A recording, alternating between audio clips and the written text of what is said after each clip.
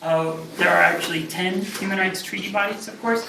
We've only ratified 3 of them, and we're actually being reviewed by all 3 this year. These treaty bodies are important in that they allow people in our country to provide information on what we believe is the true situation on the ground.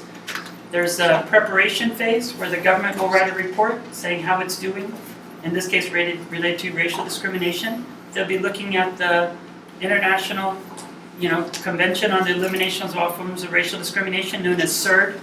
So it's kind of an important thing to engage people. Otherwise, their job also is to make sure that CERD is implemented in countries, and if a country does ratify it, that it takes action. So they will give recommendations, and they will definitely be as pointed as the information that we provide. And the recommendations also point out next steps that should be taken. So then it's our role then, again, we start the conversation, but then we also put pressure. But I was in 9 different maximum security prisons before I was 22. I'm home 10 years now, and I can tell you that I would not be here today if I didn't go to school.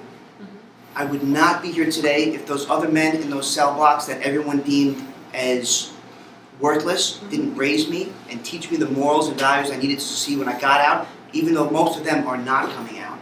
We operate one of the few degree-granting college programs in the country. We have 5 programs for men and women in medium and maximum security prisons here in New York. We have 334 men and women currently enrolled in college programming. But the fact of the matter is, not a single one of our graduates went back to prison in the first 13 years. Now, if you take that times $54,000 a year, times the 60% national recidivism rate, we're saving New Yorkers millions of dollars a year for something they're not even paying for. African Americans, and showing you're a living case of what that research brief talked about the same crime, and your co-defendants got 25 to life, and you got 8 to 24. And if there's ever an opportunity for this group to put a face on that particular issue and ground it in reality, Sean is a perfect example of that, that we shouldn't forget about. Our main goal is to build that bridge between community and law enforcement. We are from the community. We also believe in that police officers should live in the community that they serve.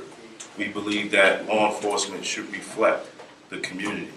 If the community is 75% people of color, the police department should reflect that population. Throughout the United States, it doesn't happen. Within New York, especially I live in Westchester County, within the next 30 years, you'll hardly see a black cop on the street. Why is that? Because of the relationship between young black men and women and the police department. It's a toxic relationship. That's why we have programs. It used to be, what do you do when you stop by the police? But because of so many young black men are being shot at or killed by the police, we changed it to how do you survive police confrontation? To try to teach young kids what to do, what to say, and how to get home safe. What black cops go through in these police departments. What we go through on a daily basis, seeing the racism and discrimination and the civil rights violations. And the problem is, most of the people that they do it to are poor people. They can't afford a good lawyer.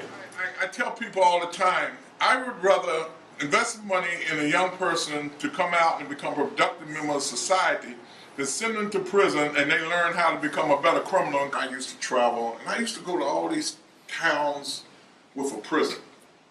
And the whole economy is built around the prison. That's right. The whole economy. I go into deli to get a sandwich, and all the sandwiches is named after inmates and correction officers.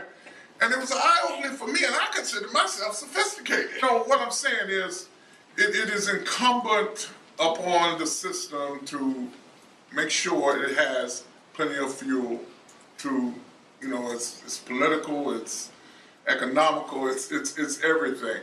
And so we believe our ethos is that keep them out the system. You know what I mean? That's our ethos. Because once they're in it, the level of intervention that's necessary to hopefully help them get out of the system, become successful, goes up a lot. And yet the American public never sees it. How can we get this publicized? How can this be, front page news in the New York Times, which I know it never is. But I mean, you know, we ought to be hearing about this assessment of our performance on human rights.